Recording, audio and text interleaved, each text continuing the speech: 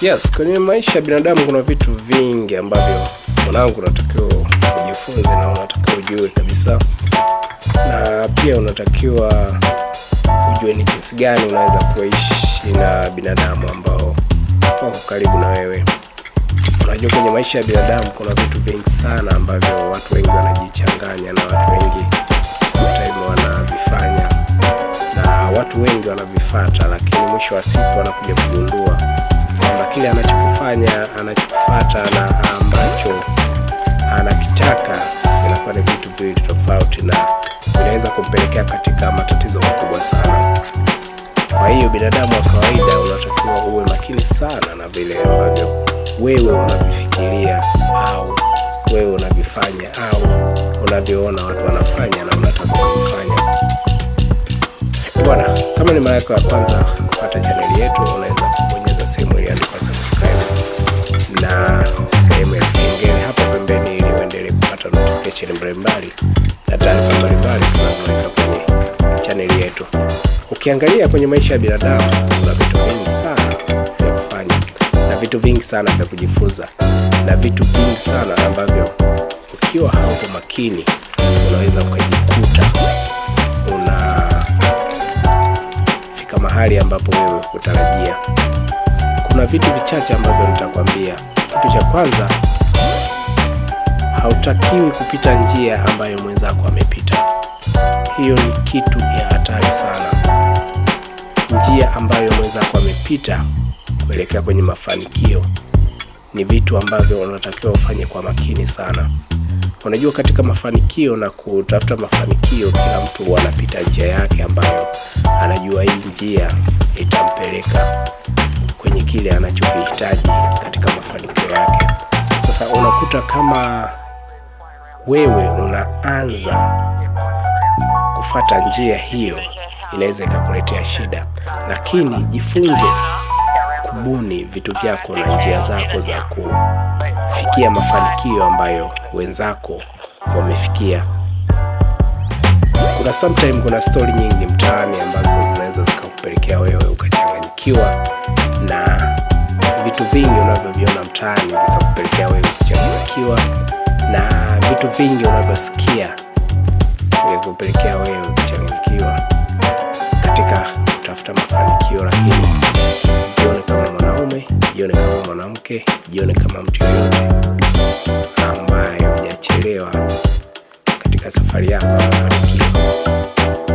Kwa hiyo kitu kimoja hicho nilichokueleza, jaribu kutafuta njia yako mwenyewe na jaribu kuitumia hiyo njia yako kufika kwenye mafanikio, kwa sababu wengi wanatumia njia ambazo wengi wakizifuata anaweza akaishia njiani, anaweza asifanikiwe kabisa, na anaweza akapata ikarimu kiasi kikubwa kwa yeye kufanikiwa. Jambo anaweza kuwa alishalifanya mtu, jambo anaweza kuwa umeliona sehemu, na jambo unaweza kuwa umelisikia sehemu, lakini unaweza kutafuta njia yako nzuri na sahihi ya kulifanya jambo hilo hilo alilofanya mtu mwingine au ulilosikia sehemu na likakuletea mafanikio makubwa. Usipite tu vile alivyofanya yule mtu uliyemsikia au mtu uliyemuona au mtu ambaye umefuatilia. Basi unaweza kutafuta njia yako ambayo inakupelekea kupata mafanikio katika maisha yako. Kitu kingine cha pili, unatakiwa kuamini kile unachokifikiria, unatakiwa kukiamini kile unachokiwaza, na unatakiwa kukitumia kile unachokifikiria wewe na kukiwaza. Pia kitakuletea majibu mazuri sana kuliko kutumia cha mtu mwingine. Unachokifikiria ni wazo zuri ambalo unaweza ukaanza nalo, na unaweza kushangaa watu wengine wakaiga na wakakufuata wewe kuliko wewe kuona na kuwaza kile alichofanya mtu mwingine. Kwa hiyo mawazo yako ni muhimu, na mawazo yako na halmashauri yako ya kichwa nadhani haitokudanganya kwa kile unachotaka kufanya. Ni moja kati ya mafanikio makubwa sana kwenye maisha, na ni moja kati ya mafanikio ambayo yanampelekea binadamu yoyote katika njia nzuri Lakini kitu kingine, usipende kuingilia migogoro ambayo sio yako. Ukipenda kuingilia migogoro ambayo sio yako, utajikuta unatengeneza maadui wengi sana. Katika maisha ya kawaida ya mwanadamu, nimekutafutia kitu kama hicho ambacho unatakiwa kujifunza sana, kwamba unapoingilia migogoro ya watu wengine, unajikuta umejitengenezea wigo mkubwa wa kuwa na maadui wengi, aidha adui ndani yako au adui nje yako. Sasa ni kitu kimoja ambacho wewe unatakiwa kujifunza na kukaa makini sana na jambo kama hilo, na pia unaweza kujikuta umeumia kutokana na kuingilia vitu ambavyo havikuhusu au mambo ya watu wengine. Unajua, kila mtu ana jambo lake ambalo anafikiria na anajua ni jinsi gani analifanya. Kwa hiyo unapoingilia, maana unamtengenezea taratibu nyingine ambazo zinaweza zikampelekea yeye kupata shida au wewe kupata shida kuingilia hilo swala. Kwa hiyo mara nyingi sana, jiepushe sana na migogoro ya watu na kaa makini na migogoro ya watu. Hivyo ni vitu ambavyo wewe unatakiwa kuwa makini nayo, kwa sababu unaweza kukuta mtu mwingine asipishane na mtu mwingine au asalimiane. Kwa hiyo usiingilie kati, huwezi jua ni kitu gani kimetokea katikati hadi watu hao wakawa namna hiyo. Kitu cha nne, jitahidi kujiwekeza. Jitahidi kutengeneza njia yoyote ya kujiwekeza ambayo baadaye itakusaidia.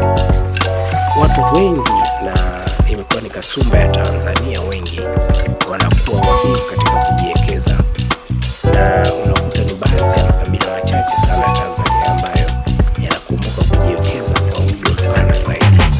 Unajua, kujiwekeza ni wigo mpana ambao watu wengi wanaweza kujua. Kusema unajiwekeza, labda unaweka kiasi cha fedha au unaweka kiasi cha mali ili uone kama umejiwekeza. Lakini kujiwekeza kuna wigo mpana ambao nitakueleza kidogo. Kwanza, kujiwekeza ni kutafuta fan base.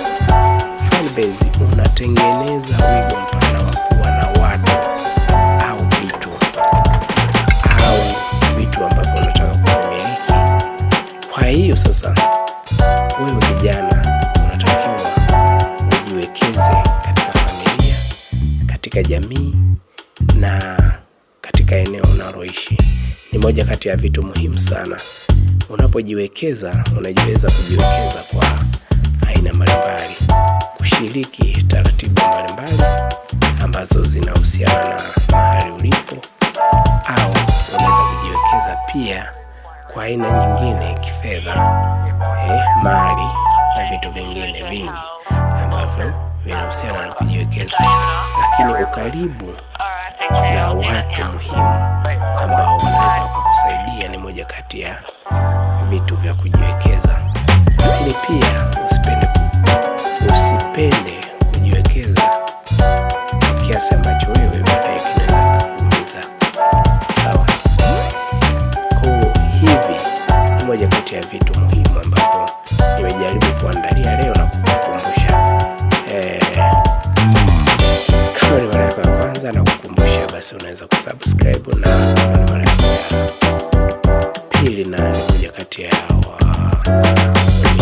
channel yetu, basi unaweza kushusha comment hapo na ukatoa maoni ya vitu boreshe na yapi tujaribu kuyaweka yawe vizuri.